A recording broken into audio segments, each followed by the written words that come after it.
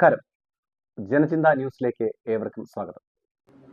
ഈ ഒരു പ്രതിസന്ധി ഘട്ടത്തിലൂടെ ഞാനും എൻ്റെ കുടുംബവും പോകുന്നത്. സാധാരണ നിങ്ങൾക്കൊക്കെ ഊഹിക്കാം, നിങ്ങളുടെയൊക്കെ വീട്ടിൽ പെങ്ങന്മാരോ അല്ലെങ്കിൽ അമ്മയോ ഇല്ലാത്തവരില്ല, സ്ത്രീകളില്ലാത്തവരില്ല. സ്വാഭാവികമായിട്ടും 4 പെൺമക്കളെ വളർത്തിക്കൊണ്ടിരുന്നത് അത്ര എളുപ്പമല്ല. പക്ഷേ എനിക്കത് ബുദ്ധിമുട്ടായിട്ടാണ് തോന്നി. ഞാൻ എൻ്റെ മക്കളെ വളരെ സന്തോഷത്തോടെ വളർത്തിയൊരാളാണ്. അതിലൊരു മകൾ ഗർഭിണിയായിട്ടിരിക്കുന്നു. ആ കുട്ടിയുടെ സ്ഥാപനത്തിലാണ് ഇത് നടക്കുന്നത്. ഇത്രയും വിഷയങ്ങൾ നടക്കുമ്പോൾ ഞങ്ങൾ ആദ്യം ഒരു കേസ് കൊടുക്കുകയാണ് എൻ്റെ മകളുടെ സ്ഥാപനത്തിലെ സാമ്പത്തിക തട്ടിപ്പുമായിട്ട് ബന്ധപ്പെട്ട്. ആ കേസ് കൊടുത്തതിന് ശേഷം അവർ കൊടുത്ത കൗണ്ടർ കേസിൻ്റെ പേരിലാണ് ഞങ്ങൾക്കെതിരെ അന്വേഷണം നടത്തി ഈ പറഞ്ഞിരിക്കുന്ന വകുപ്പുകളൊക്കെ ഇട്ട് കേസ് ചാർജ് ചെയ്തു.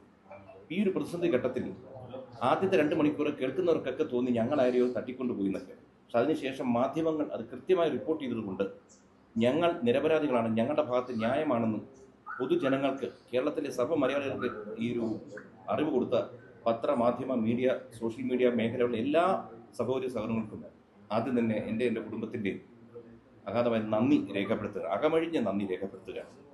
നന്ദി. 2 കേസ്. ഇപ്പോൾ ഈ കേസിനെ പറ്റി എനിക്കൊന്നും പറയാൻ കഴിയാത്തതെന്ന് വെച്ച് കഴിഞ്ഞാൽ, ഞാനൊരു കേസ് കൊടുത്തിരിക്കുന്നു. എൻ്റെ മകളുടെ സ്ഥാപനത്തിൽ ഇത്ര രൂപ തട്ടിച്ചു കൊണ്ടുവരികയും എൻ്റെ തെളിവ് സഹിതം കൊടുത്തിരിക്കുന്നു.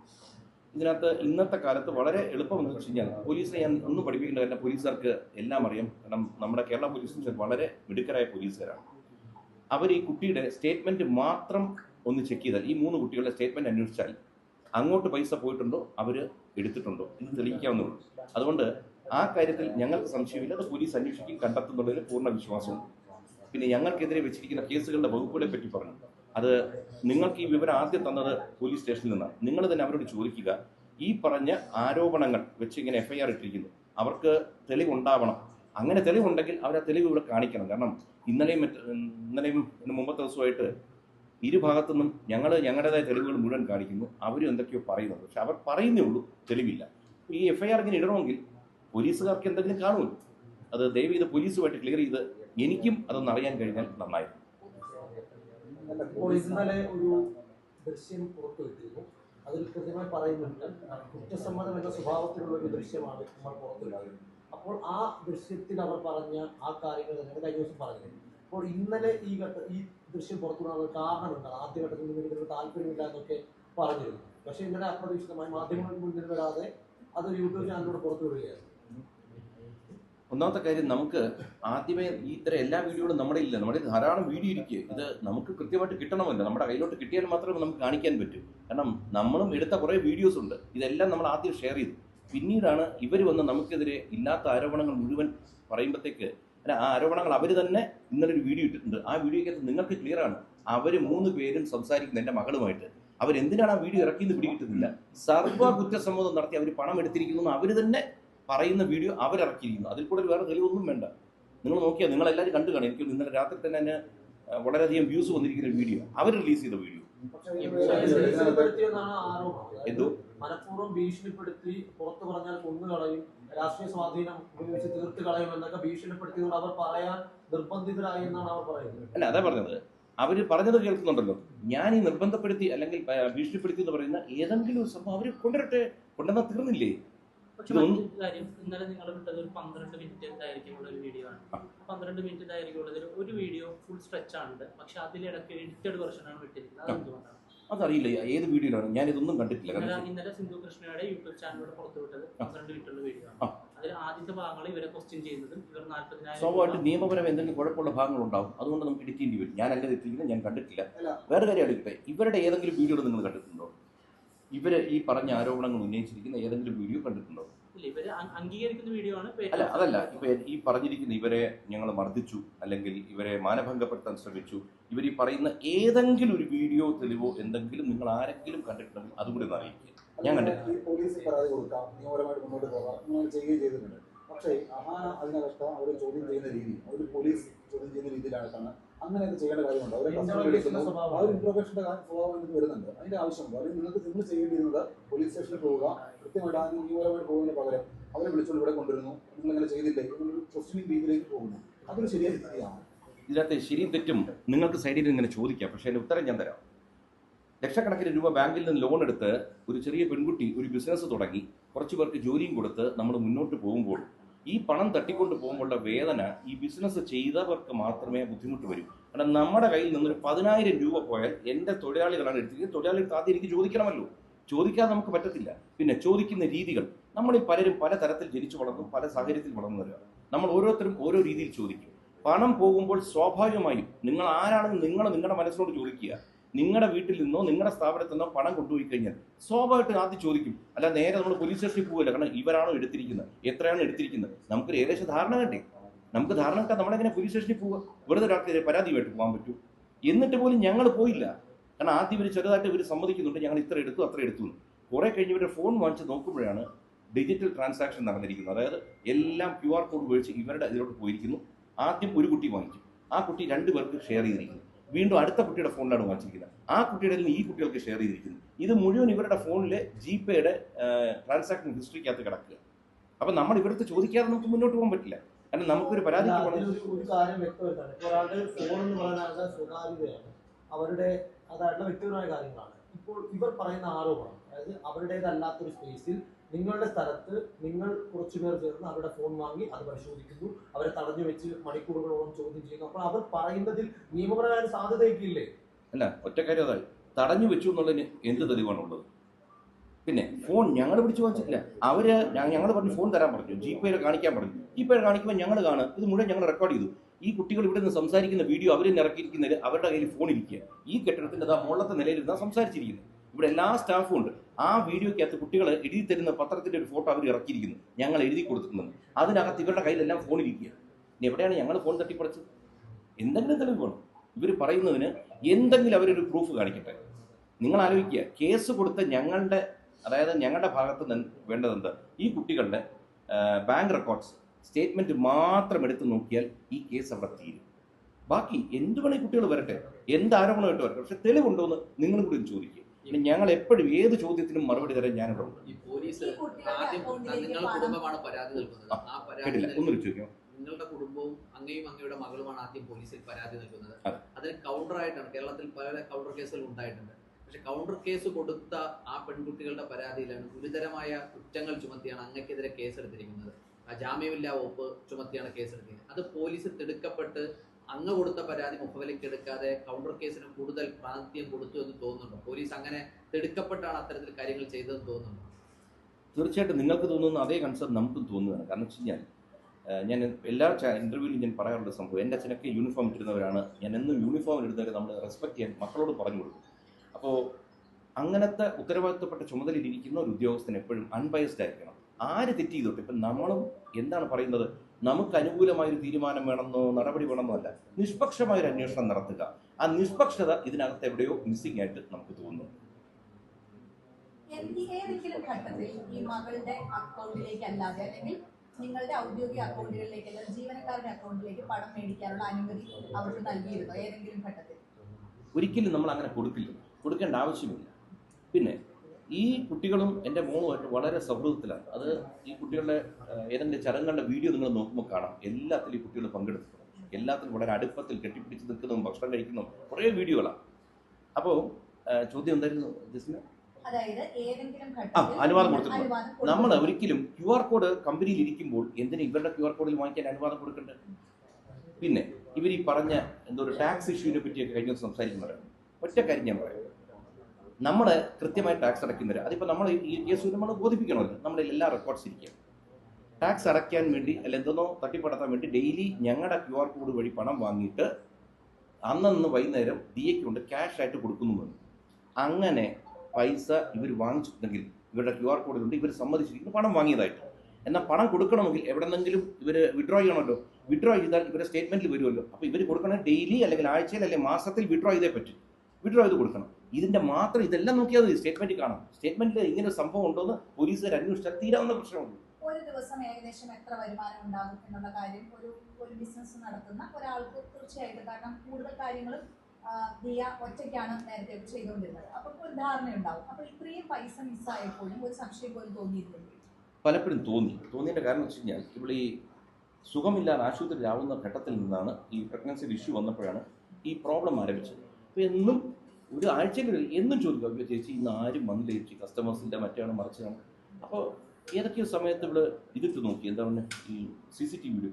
അപ്പോൾ കസ്റ്റമേഴ്സ് വന്നു പോയി, ഇല്ല ചേച്ചി അവർ വാങ്ങിച്ചില്ല ചേച്ചി, ഇങ്ങനെ പറഞ്ഞു പൊക്കോട്ടിരുന്നു. അപ്പോൾ ഇവരുടെ ഓൺലൈൻ ബിസിനസ് നടന്നുകൊണ്ടിരിക്കുന്നുണ്ടും വരുമാനം വരുന്നത് കൊണ്ടും ഇതിന് വലിയായിട്ട് ശ്രദ്ധിക്കുന്നില്ല. പക്ഷേ ഇതിനകത്ത് വലിയൊരു പിടിപ്പുകേട് വെച്ചാൽ, ഇനി ആരെന്ത് സംരംഭം തുടങ്ങിയാൽ ഒരു കാര്യം മനസ്സിലാക്കുക, കടയിൽ നമ്മൾ എല്ലാ ദിവസവും ഉണ്ടായിരിക്കണം, എല്ലാ ദിവസവും കണക്കുകൾ പരിശോധിച്ചിരിക്കണം. പിന്നെ ഇതൊക്കെയാണെങ്കിലും ഒരു പരിധി കഴിഞ്ഞാൽ, ഇത് ഈ വിഷയം നടന്നപ്പോഴാണ് വലിയ വലിയ സ്ഥാപനങ്ങളിലെ പലരും വിളിച്ചിട്ടുണ്ട്, കൃഷ്ണന്മാരെ മക്കളെ പറഞ്ഞിട്ട് കാര്യമില്ല, എത്രയൊക്കെ നമ്മൾ നിരീക്ഷിച്ചാലും തട്ടിക്കേണ്ടവർ തട്ടിക്കും. അതങ്ങനെയാണ്. പണം പോയവർ ഇന്നലെ എത്രയോ പേരാണ് ഞങ്ങളെ ബന്ധപ്പെട്ടിരിക്കുന്നത് അറിയോ, ഇതിന് ഇങ്ങനെ ചെയ്യണം, ഇത് ഈ നിയമം വഴിയാണ് പോകേണ്ടത്, ഇന്നതാണ് ഇന്നത്തെ വകുപ്പ്. കാരണം ഞങ്ങളെന്ന് വെച്ചാൽ വലിയ ബിസിനസ്സുകാരല്ല, ഞാൻ കച്ചവടം ചെയ്തിട്ടില്ല. എൻ്റെ മകൾ ആദ്യത്തെ ഒരു ലൈഫിൽ ആദ്യമായിട്ട് ഒരാൾ ബിസിനസ് തുടങ്ങുക, അവൾ ലോൺ എടുത്ത് ബിസിനസ് തുടങ്ങുന്നു. ഈ ബിസിനസ് തുടങ്ങി ആദ്യമെല്ലാം നിങ്ങൾ നോക്കുക എത്ര കൃത്യമായിട്ട് പോയി. ഈ കല്യാണം കഴിഞ്ഞ് ഗർഭിണിയായ ഈ സുഖമില്ലാത്ത സ്പേസിൽ മാത്രമാണ് നടക്കുന്നത്. അപ്പോൾ കൂടെ നിന്നവരെ പറ്റി നമ്മൾ എങ്ങനെ സംശയിക്കും? അവരടുത്ത് പറയുകയാണ് ആ കണക്ക് നോക്കണം, ഈ കണക്ക് നോക്കണം, എല്ലാം പറഞ്ഞവർ ഇവർ ചെയ്യുകയാണ് എന്ന് നമ്മൾ വിശ്വസിച്ചു. പക്ഷെ പണം പോയി. ഈ മെയ് മാസത്തിൽ വളരെ വേരിയേഷൻ വന്ന ഓഡിറ്റർ പറഞ്ഞു, ഇല്ല ഇവിടെ സ്റ്റോക്ക് മിസ്സിംഗ് ആണ്, അതനുസരിച്ച് പണം വന്നിട്ടില്ല. അവിടെ നിന്നാണ് നമ്മൾ ചെക്ക് ചെയ്യാൻ തുടങ്ങുന്നതും ഇവരോട് ചോദിക്കുമ്പോഴാണ് ആദ്യം പറഞ്ഞ് കുറച്ച് പൈസ എടുത്തു, കുറച്ച് കഴിഞ്ഞപ്പോൾ കണക്ക് വലുതായി. ഫോൺ വാങ്ങിച്ച് നോക്കിയപ്പോഴാണ് ഇതിനകത്ത് വ്യാപ്തി മനസ്സിലാക്കുന്നത്. അതിനുശേഷമാണ് ഈ ത്രട്ടനിങ് വന്നപ്പോൾ നമ്മൾ പരാതിക്ക് പോയി. അല്ലെങ്കിൽ ഞാൻ 4 പെമ്പിളരെ വളർത്തുന്ന ബുദ്ധിമുട്ട് തന്നെയാണ്. ആ വളർത്തിയ പോലെ ഇവരുടെ മാതാപിതാക്കളും ഇവരെ വളർത്താൻ ബുദ്ധിമുട്ടിക്കാണ്. അതുകൊണ്ടാണ് ഇവർക്കെതിരെ ഇവർ പറയുന്ന ചാറ്റുണ്ട്, ഞങ്ങളെപ്പറ്റി പുറത്ത് പറയരുത്, പുറത്ത് പറഞ്ഞ ആത്മഹത്യയല്ല, വേറെ മാർഗമില്ല. ആത്മഹത്യ എന്നൊരു വാക്ക് സ്ഥിരത്തിൽ പലയിടത്തും ഉപയോഗിച്ചിട്ടുണ്ട്. അത് കണ്ടിട്ടല്ല, എന്തായാലും നമ്മൾ എന്തെങ്കിലും ഒത്തുതീർപ്പാക്കി അവർ തരാൻ വരുന്നത് തരട്ടെ, അവിടെ വെച്ച് അവസാനിപ്പിക്കുക എന്ന് തീരുമാനം എടുത്തത് ഞാനാണ്. അതെ, ചിലപ്പോൾ എന്റെ പോരായ്മ ദൃശ്യത്തിൽ അല്ലെങ്കിൽ ആ ഒരു ഫോട്ടോ പുറത്തു വന്നതിന് ഒരു വെള്ള പേപ്പറിൽ എഴുതി ഒപ്പിടുന്നുണ്ട്. അന്നേ ദിവസം തന്നെയാണ് 8,83,000 രൂപ നിങ്ങൾക്ക് കൈമാറുന്നത്. ആ സംഭവം എന്താണ്? എങ്ങനെയാണ് ആ പണം അവർ തരാൻ തയ്യാറാകുന്നതും അതിന് അവർ പറഞ്ഞൊരു കാരണം, അവരുടെ ദൃശ്യങ്ങൾ, CCTV ദൃശ്യങ്ങൾ, അവർ പണം വാങ്ങുന്ന ദൃശ്യങ്ങൾ അടക്കം പുറത്തു വിടുമെന്നും അവരെ അപമാനിക്കുമെന്നും യൂട്യൂബിൽ ട്രെൻഡിങ് ആക്കി നിർത്തുമെന്നും ഭീഷണിപ്പെടുത്തി അവരുടെ ഭാവി തുലയ്ക്കുമെന്ന ഭീഷണിയൊക്കെ കൊണ്ട് അവർ തരേണ്ടി വന്നതാണ്, നിർബന്ധിതരായതാണെന്നാണ് അവർ പറയുന്നത്. അപ്പൊ ആ ഒരു സമയം എന്താണ് സംഭവിച്ചത്? പണം വാങ്ങുന്നതും ആ വെള്ള പേപ്പറിൽ എഴുതി ഒപ്പിടുന്നതും. അതായത് ഇവർ രാവിലെ വീട്ടിൽ വരുമ്പോഴത്തേക്ക് ഏകദേശം ഒരു 2-3 ലക്ഷം രൂപയായിട്ടാണ് ഇവർ വരുന്നത്. അതിനുശേഷം ഈ ഫോൺ വാങ്ങിച്ച് നോക്കുമ്പോഴാണ് ഇതിന്റെ വ്യാപ്തി പിടികിട്ടുന്നത്. അപ്പോൾ ഞങ്ങളുടെ സ്വാഭാവികമായിട്ട് അവിടെ ആ ഒരു ആർക്കോൺ ബിൽഡേഴ്സിന്റെ ഓപ്പൺ ഏരിയയിൽ ഇരുന്നിരുന്നത്. അപ്പോൾ അവിടെ വെച്ച് എൻ്റെ മകളും ഭാര്യയും സംസാരിക്കുന്നപ്പോഴാണ് ഈ വിഷയത്തിന്റെ ഡെപ്ത് പിടികിട്ടി എന്നെ വിളിച്ചു. അങ്ങനെ ഞങ്ങൾ അവിടെ വരുന്നു. അപ്പോൾ അവിടുത്തെ അസോസിയേഷൻ ആൾക്കാരെ കൃഷ്ണന്മാർ ആൾ കൂടിക്കഴിഞ്ഞ് ഞങ്ങൾക്കൊരു ബുദ്ധിമുട്ടാവും. അപ്പോൾ ഞങ്ങൾ നേരെ ഈ ഓഫീസിലേക്ക് വരുന്നു. ഈ ഓഫീസിൽ ഒന്ന് ഇവിടെ ഇരുന്ന് സംസാരിക്കുക. ഇവർ കംപ്ലീറ്റ് കാര്യങ്ങളും സംസാരിച്ചു. ഞങ്ങൾ ഇങ്ങനെയൊക്കെ എടുക്കേണ്ടുന്ന സാഹചര്യം വന്നു, ഞങ്ങൾ പൈസ തരാം.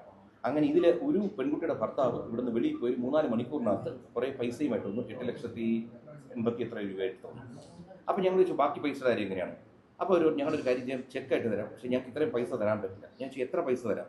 അങ്ങനെ പറഞ്ഞ് അവർ ഞങ്ങളൊരു 15 ലക്ഷം രൂപയുടെ തരാം, 5 വീതം. അതാണ് ഈ പത്രത്തിൽ അവർ എഴുതിയിരിക്കുന്നത്. ഞങ്ങൾ ഓരോരുത്തരും 5 ലക്ഷം രൂപ വീതം 3 തവണയായിട്ട്. ഇതെല്ലാം പറഞ്ഞിട്ടാണ് ഇവിടെ നിന്ന് ഇറങ്ങുന്ന കുട്ടികൾ രാത്രി പോയിട്ട് ഫോണിൽ വിളിച്ച് ഭീഷണിപ്പെടുത്തും. അങ്ങനെ വരുമ്പോൾ പിന്നെ നമ്മൾ എന്താ ചെയ്യേണ്ട അടുത്ത നടപടി? ഇനി സെറ്റിൽമെന്റ് വേണ്ട, നമുക്ക് നേരെ കേസിൽ പോകാം. ഞാൻ അങ്ങനെ ഞായറാഴ്ച രാവിലെ 1-ാം തീയതി വിശ്വസിക്കുന്നു, അന്ന് ഞാൻ അസിസ്റ്റന്റ് കമ്മീഷണറുടെ ഓഫീസിൽ കൊണ്ടുവന്ന് പരാതി കൊടുക്കും. പക്ഷേ കൃഷ്ണകുമാർ ഈ പറയുന്നതിലൊരു അവ്യക്തത കുറവില്ല. കാരണം ഈ പറയുന്ന ഒരു 23 ലക്ഷം രൂപയാണ് അങ്ങനെ നിങ്ങൾക്ക് ടോട്ടൽ ലഭിക്കുക. 8,83,000 രൂപ തന്നു ക്യാഷായിട്ട്. 15 ലക്ഷം രൂപ ഇനി തരാമെന്ന് പറഞ്ഞു. നിങ്ങൾ വെറുതെ 46 ലക്ഷം രൂപ വേണ്ടെന്ന് വെച്ചു. അല്ലാതെ വേറെ എന്തോ മാർഗം? നിങ്ങളൊന്ന് പറയൂ. അല്ല, നിങ്ങൾക്ക് ഇത്ര നഷ്ടം വന്നതല്ലേ? അല്ല, ഇത്രയും നഷ്ടം വന്നിട്ട് ഇപ്പൊ ആർക്കെതിരെ നടപടി വന്ന് നിങ്ങളൊന്ന് ആലോചിക്കൂ. നമ്മുടെ ഇവിടുത്തെ സംവിധാനങ്ങളെ പറ്റി നല്ല ബോധമുള്ള ഒരാളാണ്. 56 വർഷം ഈ ഭൂമിയിൽ ജീവിച്ച ഒരാളാണ്. കലാകാരനായിട്ട് രാഷ്ട്രീയത്തിലെല്ലാം നിന്നതാണ്. നിങ്ങൾക്ക് ആർക്കെങ്കിലും പണം പോയിട്ട് നമ്മൾ എന്താ ഇന്നത്തെ കാലത്ത് നോക്കുന്നത്? പണം കിട്ടണമെങ്കിലുണ്ടല്ലോ 10-20 വർഷം പോകും. നമ്മുടെ ആയുസോടെ ജീവനോട് പോലും ഭൂമി കാണത്തില്ല. ഇതൊക്കെ നമ്മുടെ അനുഭവത്തിൽ വന്നു കഴിഞ്ഞു. ഈ ഗർഭിണിയായിട്ടിരിക്കുന്ന കുട്ടി കേസൊന്നും ഒഴിവാക്കി. ഇനിയിപ്പോ തീർച്ചയായിട്ടും ഞങ്ങൾ പരാതിപ്പെട്ടിട്ടില്ല സഹോദരൻ. അതാണ് അവിടുത്തെ പ്രശ്നം. അതായത് ഈ സംസാരം നടക്കുന്നത് പൂർണ്ണമായും ഈ ഒരു പോലീസിന്റെയോ മറ്റെന്തെങ്കിലും നിയമ സംവിധാനത്തിന്റെയോ പിന്തുണയുടെ അല്ല. പകരം നിങ്ങൾ തമ്മിലുള്ള ഒരു ചർച്ച നടക്കുന്നു, അതിൽ സെറ്റിൽ ചെയ്യും. അപ്പോൾ അവർ പൊക്കോട്ടെ, പ്രശ്നമില്ല, അവരുടെ ഭാവി നശിപ്പിക്കേണ്ട, ഇനിയൊരു പ്രശ്നത്തിലില്ല എന്ന് മാത്രം കരുതി 46 ലക്ഷം രൂപ വേണ്ടെന്ന് വെച്ചു എന്നാണോ സംശയം? 46 ലക്ഷം ഇത് കണക്ക് പ്രകാരമാണ്. 69 ഇനി അടുത്ത വില വരാൻ പോകുന്നുണ്ട്. പക്ഷെ നമുക്കതിന് തെളിവില്ലാത്തതുകൊണ്ടാണ് ഈ ആരോപണം ഉന്നയിക്കാത്തത്. സ്റ്റോക്ക് മിസ്സിങ്, ക്യാഷ് പോയിരിക്കുന്നു, ഇതൊക്കെ നമുക്കറിയാം. പക്ഷെ നമ്മളൊരു കാര്യം പറയുമ്പോൾ തെളിവില്ലാതെ സംസാരിച്ചു കഴിഞ്ഞാൽ ചാനലിന്റെ മുമ്പിൽ ഒന്ന് എനിക്ക് എന്ത് വേണോ പറയാം. പക്ഷെ നാളെ കോടതിയിലോട്ട് പോകുമ്പോൾ ശാസ്ത്രീയമായ തെളിവില്ല, അവിടെ നിൽക്കത്തില്ല. അവിടെ ആരോപണം ഉന്നയിക്കാൻ വളരെ ഈസിയാണ്. നിങ്ങൾ തന്നെ ആലോചിക്കുക, ഇന്ന് കേരളത്തിൽ ഇന്നലെ നിങ്ങൾ ഈ മാധ്യമം റിപ്പോർട്ട് ചെയ്ത് ഓരോരുത്തരും നിങ്ങളിതിന്റെ താഴെ പോയി നമ്മളെല്ലാം കമന്റ്സ് വായിക്കുന്ന സമയമാണ്, വായിച്ചു നോക്കൂ. ജനങ്ങൾക്ക് ബോധ്യപ്പെട്ട് കഴിഞ്ഞു. കാരണം കേസ് കൊടുക്കുന്ന ഞങ്ങൾ കൗണ്ടർ കോസ് കേസ് കൊടുത്തവരുടെ ഇത് വെച്ച് അന്വേഷിച്ച് ഞങ്ങൾക്കെതിരെ നടപടി എടുക്കുന്നു. അവർക്കെതിരെ ഇതുവരെ നടപടി തുടങ്ങിയിട്ടില്ല. ചീറ്റിംഗ് കേസാണ്, റിമാൻഡിലാവേണ്ട കാര്യമാണ്. അപ്പം നിങ്ങളൊന്ന് ആലോചിക്കൂ. അതുകൊണ്ട് പണം പോകുമ്പോൾ സ്വാഭാവികമായിട്ടും നമ്മളിൽ ഓരോരുത്തരും ഇന്നീ കാണുന്ന പോലെയല്ല പെരുമാറുന്നത്. നമ്മുടെ സ്റ്റാഫ് പണം എടുത്തിട്ടുണ്ടെങ്കിൽ നമ്മൾ സ്റ്റാഫിനോട് ചോദിക്കുകയും ചെയ്യും. ഒരു കാര്യമില്ല, ഞങ്ങളുടെ ജീവിതത്തിൽ കണ്ടിട്ടില്ല.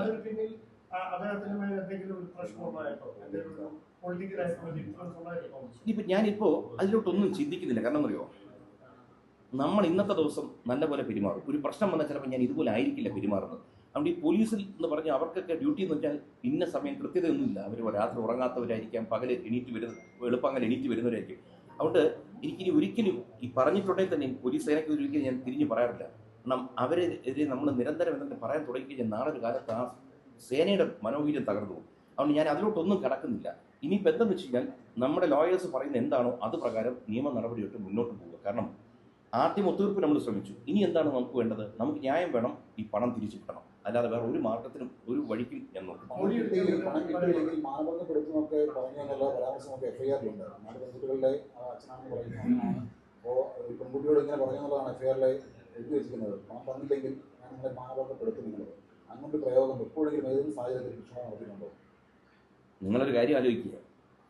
ഞാൻ സിനിമയിൽ നല്ല വേഷവും മോശം വേഷവും പലതരം സീനുകൾ ചെയ്തിട്ടില്ല. നിങ്ങൾ എവിടെയെങ്കിലും ഒന്ന് ആലോചിച്ച് നോക്കുക. എന്നെപ്പറ്റി ഇവിടെ പല ആരോപണങ്ങളും ഈ അടുത്ത കാലത്തൊക്കെ വന്നിട്ട് ഏതെങ്കിലും സ്ത്രീ എനിക്കെതിരെ എവിടെയെങ്കിലും അവരെ വാക്കില്ലാതെ നോക്കുകയോ അവരോട് വാക്കില്ലാതെ സംസാരിക്കുകയോ തൊടുകയോ ചെയ്യുന്ന എവിടെയെങ്കിലും ഒരു പരാതി വന്നാൽ നിങ്ങൾക്ക് പറയാമോ? ഈ 56 വർഷത്തിൽ ഞാൻ പറഞ്ഞു, ഞാൻ വലിയ സൂപ്പർ സ്റ്റാർ ഒന്നും അല്ല. പല സെറ്റുകളും വെറുതെ ഇരിപ്പാ, പല ദിവസങ്ങളും ഷൂട്ടിംഗ് ഇല്ലാത്ത. ആ ദിവസങ്ങളിൽ പോലും എനിക്കെതിരെ എന്തെങ്കിലും നിങ്ങൾ പറയൂ. അതുകൊണ്ട് ഈ ആരോപണങ്ങളും FIR ഒക്കെ ക്വാഷ് ചെയ്യാനും നമുക്ക് ഇവിടെ കോടതികളുണ്ട്. നമുക്കത് മുന്നോട്ട് പോകാൻ പറ്റും. തെളിവില്ലാത്ത കാര്യങ്ങൾ ഞാൻ പറഞ്ഞല്ലോ. ഇന്ന് തിരിച്ചറിവുള്ള സമൂഹത്തിൽ തിരിച്ചറിവുള്ളവർക്കെതിരെ എന്തും ആരോപിക്കാം. ഒന്നാമത്തെ വിഷയം എടുത്തിടും സ്ത്രീ വിഷയം, അതില്ലെങ്കിൽ ജാതി പരാമർശം, ഇങ്ങനത്തെ കുറേ സാധനം എടുത്തിടും. പക്ഷെ ഇതെല്ലാം ജനങ്ങൾ തിരിച്ചറിഞ്ഞു. കാരണം പൊതുജനത്തിനും ബുദ്ധിയുള്ളവരല്ലാതെ ജനം മണ്ടന്മാരൊന്നുമല്ല. പ്രത്യേകിച്ച് നമ്മുടെ കേരളത്തിൽ നമുക്ക് പ്രൈമറി എഡ്യൂക്കേഷൻ ധാരാളം കിട്ടിയവരാ, എല്ലാവർക്കും മിനിമം വിദ്യാഭ്യാസം ഉള്ളവരാ. അതുകൊണ്ട് ഒരാഴ്ച 2 ആഴ്ച അല്ലെങ്കിൽ 10 തവണയ്ക്ക് ഇത്തരം കാര്യങ്ങൾ പറയാം. ഇതൊന്നും നിലനിൽക്കാൻ പോകുന്ന കഴമ്പില്ലാത്ത ആരോപണങ്ങളാണ്.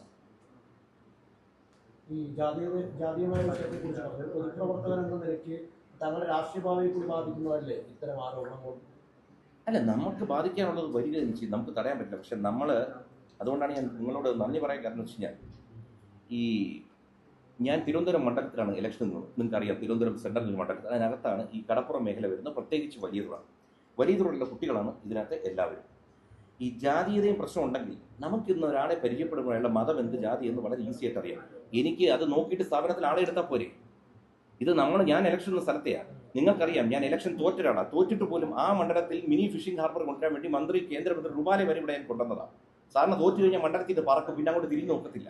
ആ മണ്ഡലത്തിന് വേണ്ടി പ്രവർത്തിച്ചു. കാരണം നമ്മളെല്ലാം മത്സ്യം കഴിക്കുന്നവരും നമ്മുടെയൊക്കെ വീട്ടിൽ പണ്ട് മീൻ കൊണ്ടുവരുന്ന ചേച്ചിമാരുണ്ടായിരുന്നു. ഇവരുമായിട്ട് നമുക്ക് വളരെ ബന്ധമാണ്. പ്രത്യേകിച്ച് നമ്മുടെ അമ്മമാർക്ക്. ഇവരൊക്കെ താമസിക്കുന്നതും ഇവരുടെയൊക്കെ വീടുകൾ എനിക്കറിയാം. ആ ഏരിയയിൽ പോയിട്ടാണ് ഞാൻ വർക്ക് ചെയ്തത്. 5 പൈസ നേട്ടം ഉണ്ടായിട്ടില്ല. കയ്യിൽ നിന്ന് പൈസ മുടക്കിയിട്ട് ഞാൻ പ്രവർത്തിച്ചു. ആ മേഖലയിലുള്ള കുട്ടികളാണ്.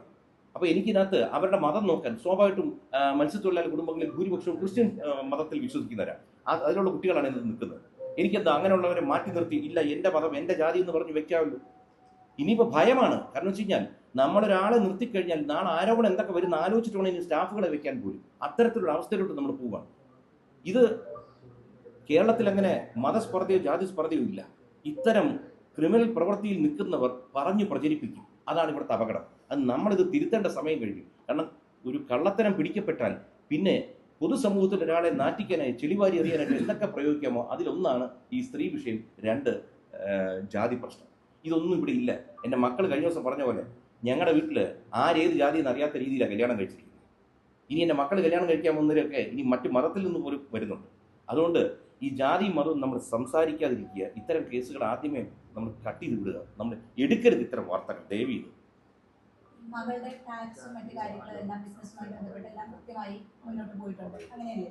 എല്ലാം ഞങ്ങളെ സംബന്ധിച്ചുള്ള ടാക്സ് അപ്ഡേറ്റഡ്. ഞങ്ങൾക്ക് യാതൊരു ബുദ്ധിമുട്ടില്ല. ഓഡിറ്റേഴ്സ് ഉണ്ട്, അവർ ടാക്സ് അടയ്ക്കുന്നു. എല്ലാ രേഖകളും ഞങ്ങളുടെ. ഇതിൽ ഈ വിഷയം ഉണ്ടായതിനു ശേഷം എന്തൊക്കെ ഇടപെടലാണ് പോലീസിന്റെ ഭാഗത്തുനിന്നുണ്ടായത്? നമ്മളാണ് ആദ്യം പരാതി കൊടുത്തതെന്ന് പറയുന്നു. കൗണ്ടർ കേസിൽ കൂടുതൽ നടപടികൾ ഉണ്ടാകുന്നു. നമ്മുടെ ഭാഗത്ത് നിന്ന് എന്തെങ്കിലും മൊഴിയെടുപ്പോ അല്ലെങ്കിൽ രേഖകൾ വാങ്ങുകയോ CCTV ദൃശ്യങ്ങൾ ശേഖരിക്കുക, എന്തെങ്കിലും ഇടപെടൽ പോലീസിന്റെ ഭാഗത്തുനിന്ന് ഉണ്ടായിട്ടുണ്ടോ? എന്നെ മൊഴിയെടുക്കാനായിട്ട് വിളിപ്പിച്ചു ഇവരുടെ പരാതിയിൽ. അങ്ങനെ ഞാൻ അവിടെ പോയി മൊഴി കൊടുത്തതിന് ശേഷം സ്വാഭാവികമായിട്ടും ഇവിടെ പോലീസ് വന്നിരുന്നു. ഇവിടെ CCTV ഇല്ലാത്തതുകൊണ്ട് അടുത്ത വീടുകളിൽ നിന്നെല്ലാം കളക്ട് ചെയ്തിട്ടുണ്ട്. പിന്നെ മകളുടെ 2 സ്ഥാപനത്തിൽ ചെന്നു, പിന്നെ ആ ഫ്ലാറ്റിൻ്റെ അവിടെ ചെന്നു. എല്ലായിടത്തെ തെളിവുകളും അവർ ശേഖരിക്കണം. അതുകൊണ്ട് അതാണ് എനിക്കറിയാവുന്ന നടപടി വന്നിരിക്കുന്നത്. അതിന് ശേഷമാണ് ഇപ്പോൾ ഈ കേൾക്കാൻ കഴിഞ്ഞത്. ഇതുവരെ ഈ വകുപ്പുകൾ ഇട്ടതോ എനിക്കെതിരെ ഇങ്ങനെ നോൺ ബെയിലബിൾ വാറണ്ട് ഉണ്ടെന്നോ ഒന്നും ഞാൻ അറിഞ്ഞിട്ടില്ല. ഇന്നലെ ചാനലിൽ വന്നു, അതിനുശേഷം നിങ്ങൾ വന്നപ്പോഴാണ് നിങ്ങൾക്ക് ഈ വാർത്ത കിട്ടിയെന്നത്. അങ്ങനെയാണ് ഞാൻ അറിയുന്നത് പോലും. എനിക്ക് ഇതിലൂടെ FIRന്റെ ഡീറ്റെയിൽ എന്താണെന്ന് നമ്മുടെ പരാതി ഇതുവരെ നമ്മളൊന്നും കണ്ടില്ല. നിങ്ങൾക്ക് തന്നെ അറിയാമല്ലോ, സ്വാഭാവികമായിട്ടും ഞാൻ ഇതേ രംഗത്തുനിന്ന് വന്ന ഒരാളാണ്. അതുകൊണ്ട് എനിക്കറിയാം നിങ്ങൾക്ക് ഇതിനേക്കാൾ കൂടുതൽ വാർത്തകൾ അറിയാൻ പറ്റും ഞാൻ അറിയുന്നതിനേക്കാൾ. നിങ്ങൾ തന്നെ പറയുക, എന്താണ് അവർക്കെതിരെ ഇതുവരെ നടപടികൾ തുടങ്ങിയിട്ടുണ്ടോ, ഉണ്ടെങ്കിൽ എന്തായെന്ന് നിങ്ങൾ തന്നെ റിപ്പോർട്ട് ചെയ്യണം. വലിയ മാനസികമായിട്ടുള്ള പ്രയാസമുണ്ടെന്നാണ് പറയുന്നത്. അല്ല, മാനസികമായിട്ട് പ്രയാസം വന്നാലും നമ്മുടെ മക്കളല്ല, നമ്മുടെ കുടുംബത്തിനെതിരെ ഇങ്ങനൊരു വരുമ്പോഴത്തേക്ക് എവിടെയും മാറി നിന്നിട്ടോ ഒളിച്ചോടിയിട്ടോ കാര്യമില്ല. നമ്മൾ അവരുടെ കൂടെ നിന്നില്ലെങ്കിൽ ഈ വിശ്വാസം തകർന്നു. പിന്നെ ഞാൻ വീണ്ടും പറയുകയാണ്, ഇപ്പോൾ ഇതിനകത്ത് തന്നെ ഈ ഭീഷണിപ്പെടുത്തി, എന്താണ് ഭീഷണിപ്പെടുത്തിയെന്ന് പലരും ചോദിക്കുന്നു. നിങ്ങളൊന്ന് ആലോചിക്കുക, സ്ത്രീയോ പുരുഷനോട്ടെ, പ്രത്യേകിച്ച് അത് സ്ത്രീകളെ രാത്രി ഒരു 10-11 മണിക്ക് ഒരാൾ വിളിച്ചിട്ട് ചീത്ത പോലും പറയണ്ട, പരാതിയിൽ നിന്ന് മാറിയില്ലെങ്കിൽ കാണാം, ഇത്തരം ഭാഷകൾ മാത്രം. ഇത് തന്നെ വലിയൊരു ഭീഷണിയല്ലേ? നിങ്ങൾ ആലോചിക്കും, അത് ഗർഭിണിയായിട്ടിരിക്കുന്ന സ്ത്രീ. എൻ്റെ മകളങ്ങനെ ബോധം കെട്ട് വീഴുന്നുണ്ട്. പക്ഷേ ഇന്നലെ സ്വാഭാവികമായിട്ടും അവൾക്കുണ്ടായ മാനസിക പ്രശ്നം ഹോസ്പിറ്റലിൽ കൊണ്ട് ഇന്ന് എന്തുകൊണ്ട് റെസ്റ്റ് എടുക്കാൻ ഡോക്ടർ പറയുന്നു? നിങ്ങൾക്ക് ഊഹിക്കാം. 8-9 മാസം ഗർഭിണിയായിട്ടിരിക്കുന്ന സ്ത്രീക്ക് ഉണ്ടാകുന്ന മാനസിക ബുദ്ധിമുട്ട് നിങ്ങൾക്കറിയാം. പണം പോയത് ഒരു സൈഡിൽ, ഇനി ഈ കടങ്ങൾ എങ്ങനെ വീട്ടും? 2-3 സ്ഥാപനം ഇനി തുടങ്ങിയെടുക്കണം വീണ്ടും. കാരണം സ്റ്റോർ വരെ പൂട്ടേണ്ടി വന്നു. എന്നിട്ട് പുതിയ സ്റ്റാഫിനെ വെച്ച് ആരംഭിക്കുന്നു. എന്നിട്ട് ഇവർക്കെതിരെ ആരോപണവും കേസും, ഇവർക്കെതിരെ ജാമ്യമില്ലാ വകുപ്പും. നിങ്ങളൊന്ന് ആലോചിക്കുക, നിങ്ങളുടെ വീട്ടിലെ സ്ത്രീകൾക്കെതിരെ തെറ്റ് ചെയ്യാത്തവരെ, നമ്മുടെ ഭാഗത്ത് ശരിയുണ്ടായിട്ട് ഇത്തരം നടപടികൾ നിങ്ങളുടെ വീട്ടിൽ വരുമ്പോൾ നിങ്ങൾ അന്ന് ആലോചിക്കും ഈ പിതാവിൻ്റെ വേദന എന്താണ്. എനിക്ക് ഈ സിമ്പതിയോ ഒന്നും പറ്റാൻ എനിക്ക് താല്പര്യമുള്ള ഒരാളല്ല. മക്കളുടെ മുന്നിൽ ക്യാമറ മുമ്പിൽ ഒരാൾ കരഞ്ഞു പോലും പോരുന്നേ എന്ന് പറയും. നമ്മൾ ആരെ പറ്റി കുറ്റവും പറയണ്ട, നമ്മൾ തകരാനും പാടില്ല. നിങ്ങൾ മനസ്സിലാക്കണം, മാതാപിതാക്കളുടെ ബുദ്ധിമുട്ട്. ഇവിടെ പലതരം സംഭവങ്ങൾ നടന്നുകൊണ്ടിരിക്കുക. പെൺമക്കളെ ധൈര്യമായിട്ട് വെളിവിടാൻ പറ്റാത്ത കാലമാണ്. മുക്കിന് മയക്കുമരുന്ന കാര്യങ്ങളെല്ലാം നിങ്ങൾ കാണുന്നതാണ്. ഈ അവസരത്തിലാണ് 4 പിള്ളേരെ വളർത്തുന്നത്. നിങ്ങൾ ഒന്നുകൂടി നിങ്ങൾ ആലോചിക്കുക, എവിടെയെങ്കിലും എനിക്കൊരു രാഷ്ട്രീയപരമല്ലാതെ എനിക്കെതിരെ എന്തെങ്കിലും ഒരു കേസോ ഒരു ആരോപണമോ എന്തെങ്കിലും ഒരു പരാതി വരട്ടെ. ഞാൻ നേരത്തെ പറഞ്ഞു, ഇത്രയും സീരിയലും സെറ്റിലും വർക്ക് ചെയ്ത 36 കൊല്ലമായിട്ട് വർക്ക് ചെയ്യുന്ന ഒരാളാണ്. ഒരു ആരോപണം എനിക്കെതിരെ ഒരു സ്ത്രീ പറയട്ടെ, ചീത്ത നമുക്കത് വിളിക്കാറുണ്ട്. നല്ല 1-ാം തരത്തിൽ എനിക്ക് വിളിക്കാറിയാം. പക്ഷെ എൻ്റെ വായിലത് വരില്ല. ഇന്നലെ തന്നെ ആ കുട്ടികളോട് ഞാൻ രൂക്ഷമായി സംസാരിച്ചു. എവിടെയെങ്കിലും തെളിവുണ്ടോ? അത് വരത്തില്ല. അങ്ങനെ വളർത്തിയതാണ്. മക്കളോടും പറഞ്ഞിരിക്കുന്നതാണ്. സംസാരിക്കുമ്പോൾ അതിന് വിട്ട് അവരുടെ ഭാഗത്ത് തെറ്റുണ്ടെങ്കിലും പരമാവധി നമ്മൾ അടങ്ങിപ്പോവുക, പോട്ടെ എന്നും അങ്ങനെ വളർത്തിയവരാണ് കുട്ടികളെ. ഇതേ ആരോപണം, അതായത് രാത്രിയിൽ വിളിച്ച് ഭീഷണിപ്പെടുത്തിയെന്ന ആരോപണം ഈ പെൺകുട്ടികളും പറയുന്നു. അത് ദിയക്കെതിരെയുണ്ട്, ദിയയുടെ ഭർത്താവിനെതിരെയുണ്ട്, താങ്കൾക്കെതിരെയുണ്ട്. അതായത് 1 മണിക്കും 2 മണിക്കും വിളിച്ച് മുൻപ് ജോലി ചെയ്യുന്ന സമയത്തും സ്റ്റോക്ക് എവിടെ എന്ന രീതിയിൽ സമ്മർദ്ദം ചെലുത്തിയിരുന്നു. പിന്നീട് ഇപ്പോൾ ഈ സംഭവം ഉണ്ടായതിനു ശേഷം രാത്രി വിളിച്ച് ഇത്തരത്തിൽ ഭീഷണിപ്പെടുത്തി നിങ്ങളെ തുറച്ചു കളയാതെ ദിയയുടെ ചില ഓഡിയോ സന്ദേശങ്ങൾ അടക്കമാണ് അവർ പുറത്തുവിട്ടിരിക്കുന്നത്. 2 കാര്യങ്ങൾ ചോദിക്കട്ടെ. ഒരു കച്ചവടം നടത്തി പൈസ പോകുമ്പോഴേ സ്വാഭാവികമായിട്ട് ഇതൊക്കെ വിളിച്ചു പറയും. എൻ്റെ മക്കൾക്ക് ഒരു ത്രെട്ട് വന്നു, എൻ്റെ മകൾക്കൊരു ബുദ്ധിമുട്ടുണ്ടായിക്കഴിഞ്ഞാൽ ഞാൻ ഏത് ലെവലിലോട്ട് പോകും? അത് മക്കളെ വളർത്തുന്ന മാതാപിതാക്കൾക്ക് എൻ്റെ ബുദ്ധിമുട്ട് മനസ്സിലാവും. അതും സ്ത്രീകളാണ്, പെൺകുട്ടികളാണെങ്കിൽ അതും ഗർഭിണിയായിട്ടിരിക്കുമ്പോൾ രാത്രി 10-11 മണിക്ക് ഒരുത്തം വിളിച്ചാൽ ഞാൻ സംസാരിച്ചതൊക്കെ എൻ്റെ കണക്കൂട്ട് വളരെ മാന്യമായ ഭാഷയാണ്. നമുക്കറിയാലോ ഇവിടെ ഓരോരുത്തർക്കും ഉണ്ടായ, നമ്മുടെ MLA ക്ക് പോലും ഉണ്ടായ ബുദ്ധിമുട്ട് നിങ്ങളെല്ലാം കണ്ടു കാണാൻ ഓഡിയോയിൽ. രാത്രി കാലത്ത് വിളിച്ചു കഴിഞ്ഞാൽ അത് ആൺകുട്ടി വിളിച്ചിട്ട് പോലും ഏത് രീതി പെരുമാറണമെന്ന് നിങ്ങൾക്കറിയാം. അപ്പോൾ എൻ്റെ മകളെ ഏതോ ഒരുത്തൻ വിളിച്ച് ഭീഷണിപ്പെടുത്തിയാൽ ഇതൊക്കെ നിങ്ങളൊക്കെ എഴുതേണ്ടത് കൈവെക്കേണ്ട കേസുകളാണ്. പക്ഷെ നമ്മളൊന്നും അത് ശീലിച്ചിട്ടില്ല. നമ്മൾ നിയമം പാലിച്ചു പോകുന്ന ഒരു പൗരനാണ് ഇവിടുത്തെ. അതുകൊണ്ട് നിങ്ങൾ മനസ്സിലാക്കേണ്ട ഒരു കാര്യമുണ്ട്, ഇത് നമ്മുടെ നാട്ടിൽ ക്രിമിനൽസ് കൂടി വന്നുകൊണ്ടിരിക്കുകയാണ്. ഈ ക്രിമിനൽ ആക്ടിവിറ്റി ചെയ്തവരുടെ പിന്നിൽ ആരാണ്? ഈ കുട്ടികൾക്ക് അതിനുള്ള കഴിവൊന്നുമില്ല. ഇവർ സാധാരണ കുട്ടികളാണ്. ഇവരുടെ കയ്യിൽ പണം ഇരിക്കുന്നതുകൊണ്ട് ആരോ ഇടപെട്ടാണ് ഈ പ്രശ്നം ഇത്ര വലുതാക്കിയത്.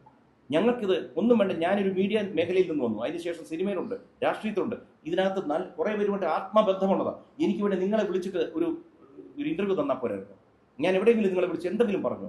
നിങ്ങൾക്ക് അറിയാം നിങ്ങൾ ആരാ വിളിച്ചു പറഞ്ഞത്. നിങ്ങൾ എൻ്റെ അടുത്ത് വന്നു, ഞാൻ നിങ്ങളുടെ ഏത് ചോദ്യത്തിന് ഏത് രാത്രി മറുപടി തരാൻ തയ്യാറാണ്.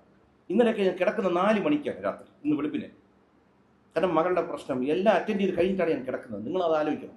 പക്ഷെ ഒരിടത്തും ഒളിച്ചോടാനോ മാറി നിൽക്കാനോ അറിയാം. എത്ര ചോദ്യങ്ങൾ ചോദിച്ചോളൂ, ഞാനിവിടെ കാണും, ഉത്തരം തരാം. പക്ഷേ ഇതിനകത്ത് എന്ത് വെച്ചാൽ നമുക്കൊരു വിഷയം വരുമ്പോൾ നമ്മൾ എന്ത് ചെയ്യും നമ്മളൊന്ന് പകയ്ക്കും ആദ്യം, അറിയോ? എന്ത് ചെയ്യും? പകച്ചുപോയി. കാരണം ചില്ലറ കേസ് ഞാൻ TV കണ്ട് നിങ്ങളിൽ പലരും എന്നെ വിളിച്ചു പറഞ്ഞപ്പോൾ ഞാൻ കാര്യം അറിയും. നമ്മൾ എന്താ ചെയ്യേണ്ടത്? നമുക്ക് സ്റ്റേഷനിൽ പോയി അവിടെ നീതി കിട്ടുന്നില്ല. നമുക്ക് എന്താ ചെയ്യാൻ പറ്റുന്ന? മുഖ്യമന്ത്രി അദ്ദേഹത്തിൻ്റെ ഓഫീസിലോട്ട് പോയി കാര്യങ്ങൾ സംസാരിച്ചു. 5-ാമത്തെ മിനിറ്റ് അവർക്ക് കാര്യം പിടികിട്ടി ആരുടെ ഭാഗത്ത് എന്ത്. അതുകൊണ്ട് നിങ്ങൾ ആലോചിക്കുക, അല്ലെങ്കിൽ ഇന്നലെ എന്നെ തൂക്കിക്കൊണ്ട് പോകണ്ടല്ലേ? ഇട്ടിരിക്കുന്ന വകുപ്പെന്താ നോക്കി. എന്തെങ്കിലും തെളിവ് നിങ്ങൾക്ക് ആർക്കെങ്കിലും ഇതിനകത്ത് കിട്ടിയിട്ടുണ്ടോ? എന്നെ പറ്റി പറഞ്ഞിരിക്കുന്ന ആരോപണത്തിന്റെ എന്തെങ്കിലും ഡിജിറ്റൽ എവിഡൻസ് നിങ്ങൾ പറയൂ. ഇപ്പൊ ഞാൻ നിങ്ങളുടെ മുമ്പിൽ നിങ്ങൾ പറയൂ, എന്തെങ്കിലും എവിഡൻസ് നിങ്ങൾക്കുണ്ടോ? പറയൂ. നിങ്ങളത് പറയണം. നിങ്ങളൊക്കെ കൊച്ചു കുട്ടികളാണ് ഇതിനകത്ത്. നിങ്ങളുടെ വരും തലമുറ നിങ്ങൾ വേറൊരു കൾച്ചർ ഉണ്ടാക്കണം. മീഡിയ കൾച്ചർ തന്നെ മാറ്റിയെടുക്കണം. കാരണം വെച്ച് കഴിഞ്ഞാൽ ഇത്തരം പച്ചക്കള്ളം പറയുന്നവരെ എക്സ്പോസ് ചെയ്യണം. ഈ സെൻസേഷൻ ക്രിയേറ്റ് ചെയ്യുന്നേക്കാൾ ഞാൻ ദൂരദർശനിൽ ഈ റിപ്പോർട്ടിങ്ങും വാർത്താവായന തുടങ്ങുമ്പോൾ ആദ്യം ഞങ്ങൾക്ക് തന്ന ഉപദേശം എന്തെന്നറിയോ? നിങ്ങൾ ഒരാളെ ഇന്റർവ്യൂ ചെയ്യാൻ പോകുമ്പോൾ നിങ്ങൾ സംസാരിക്കരുത്, അവർ സംസാരിക്കും. നിങ്ങൾ കേൾവിക്കാരേക്ക് ബി എ ലിസ്ണർ. എന്നിട്ട് അവർ പറയാനുള്ള പറയുമ്പോൾ കേൾക്കുക. അതിനുശേഷം അവരുടെ മെസ്സേജ് ജനങ്ങളിൽ എത്തുക. ഇത് കഴിയുമ്പോൾ എന്താണ്?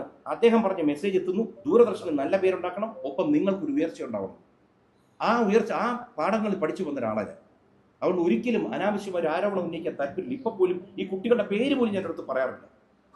പക്ഷെ നിവൃത്തിയില്ലാതെ വന്നപ്പോൾ, നിവൃത്തിയില്ലാത്തതുകൊണ്ട് ഭാര്യയും മക്കളും വീട്ടിൽ നിന്ന് ആലോചിക്കും ഇനി എന്ത് ചെയ്യണം, ഈ വീഡിയോ റിലീസ് ചെയ്യണം, ഞാൻ റിലീസ് ചെയ്യും. അല്ലെങ്കിൽ നമ്മൾ കള്ളന്മാരായി പോകും. കാരണം ഇന്ന് അങ്ങനെയാണ്, മിണ്ടാതിരിക്കുന്നവൻ കള്ളനായി പോകുന്ന കാലമാണ്. ഇപ്പോൾ കഴിഞ്ഞ കുറച്ച് മാസങ്ങൾക്ക് മുമ്പ് ദിയ ഒരു സാമ്പത്തിക തട്ടിപ്പിടാൻ ഇരയായി എന്നൊരു ഇൻസ്റ്റാഗ്രാം പോസ്റ്റ് ഇട്ടത്, അത് ഈ സംഭവം തന്നെയാണ്.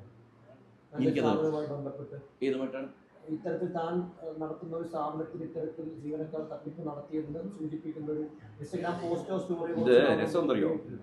ഈ കുട്ടികളെ ഇതിന് മുമ്പ് 2-3 തവണ ഈ സാമ്പത്തിക വിഷയം ഉണ്ടായതാണ്. അപ്പോൾ ആദ്യം ഞാൻ പറഞ്ഞു, 1-2 തവണ പോട്ടെ, ചിലപ്പോൾ സാമ്പത്തികം കുറവ്, കാരണം 10-15,000 രൂപ സാലറി ഉള്ള കുട്ടികളാണ്, ചെറിയ കുട്ടികളാണ്. അപ്പം ഞാൻ വെച്ച് പോട്ടെ. പക്ഷേ 3-4 തവണ ഇപ്പം ഞാൻ പറഞ്ഞിരുന്നതാണ് ഈ ക്രിമിനൽ ആക്ടിവിറ്റി ഉള്ള കുട്ടികളെ വെക്കരുത്.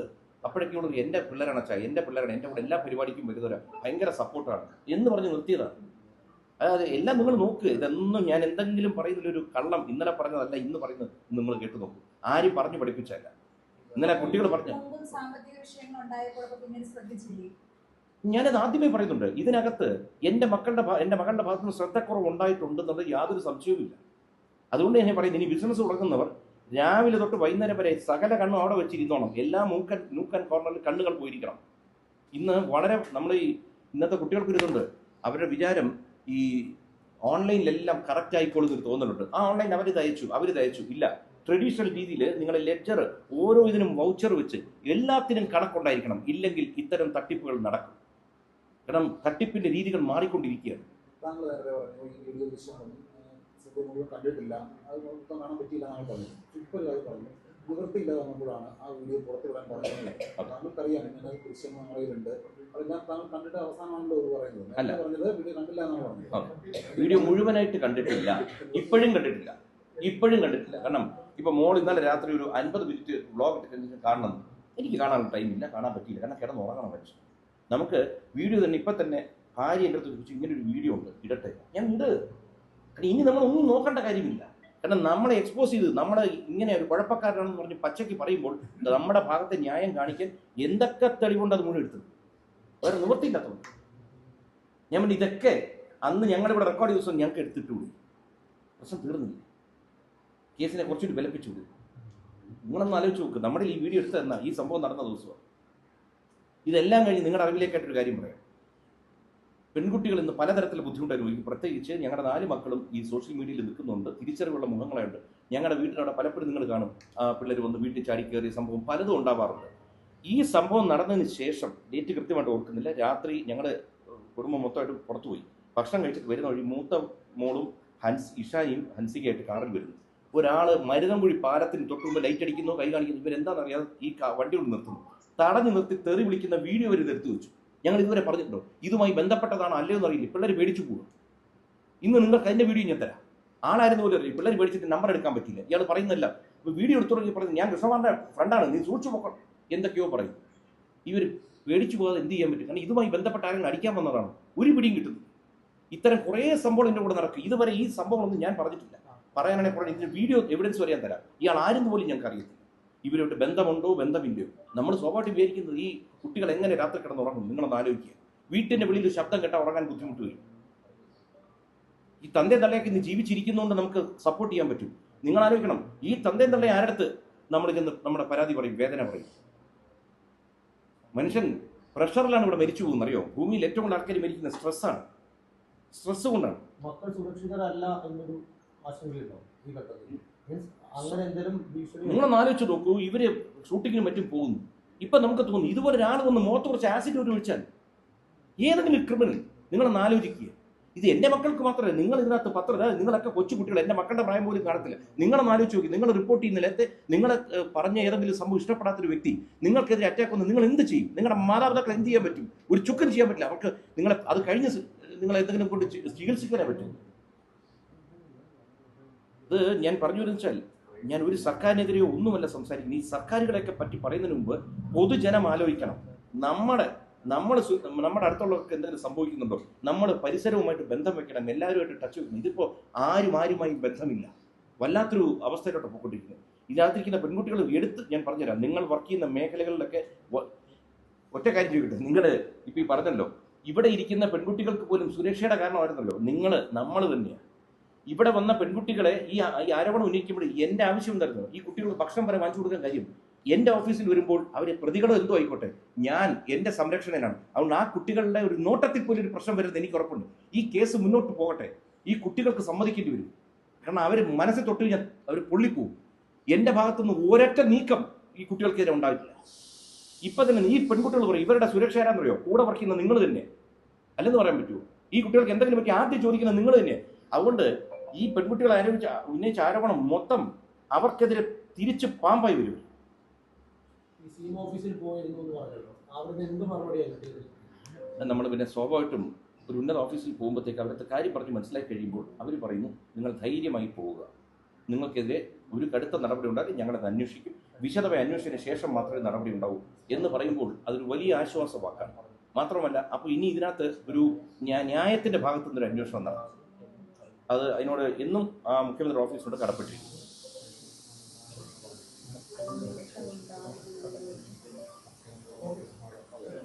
വളരെ സന്തോഷം. നന്ദി.